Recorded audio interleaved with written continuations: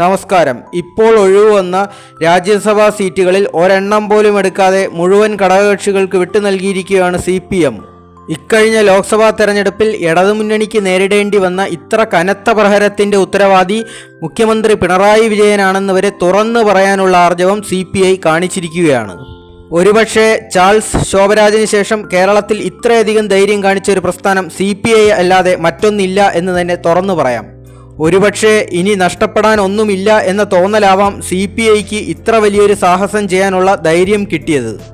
ഏതായാലും ആ വിരട്ടലേറ്റു. അതുകൊണ്ട് ഒരു രാജ്യസഭാ സീറ്റ് തരപ്പെടുത്താൻ കഴിഞ്ഞു. കേരളത്തിൽ ഇപ്പോൾ 3 രാജ്യസഭാ സീറ്റുകളാണ് ഒഴിവ് വന്നിരിക്കുന്നത്. ഇതിൽ 2 LDFന്റെയും 1 UDFന്റേതുമായിരുന്നു. പക്ഷേ അന്ന് UDFിൽ നിന്ന് മത്സരിച്ച ജോസ് കെ മാണി ഇന്ന് LDFിൽ നിന്നാണ് മത്സരിക്കുന്നത്. അങ്ങനെയാണ് LDFന് ഒരു സീറ്റ് കുറഞ്ഞത്.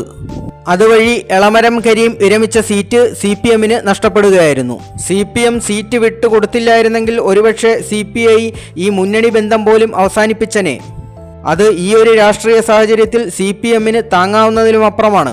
പിന്നെ ജോസ് കെ മാണിക്കാണെങ്കിൽ 4 വശത്തു നിന്നും ഓഫറുകളുടെ പെരുമഴയും. ക്രിസ്ത്യൻ വോട്ടുകൾ CPMൽ നിന്ന് അകലുന്ന ഈ രാഷ്ട്രീയ സാഹചര്യത്തിൽ ജോസ് കെ മാണിയെ പിണക്കുന്നതും അത്ര ബുദ്ധിയല്ല.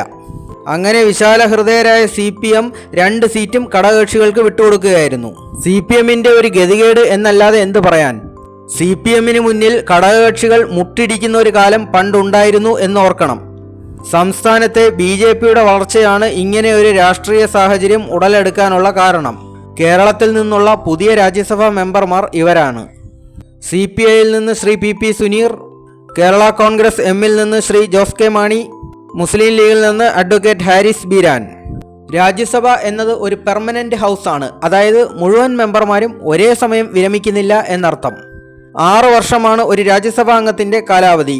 ഓരോ 2 വർഷം കഴിയുമ്പോഴും 1/3 പേർ വിരമിക്കും. കേരളത്തിൽ മൊത്തം 9 രാജ്യസഭാ അംഗങ്ങളാണുള്ളത്. ഈ 2 വർഷം കൂടുന്തോറും 3 പേരുടെ സീറ്റുകൾ ഒഴിവുവരും. 3 പേരിൽ കൂടുതൽ മത്സരിക്കാനുണ്ടെങ്കിൽ മാത്രം വോട്ടെടുപ്പുണ്ടാവും.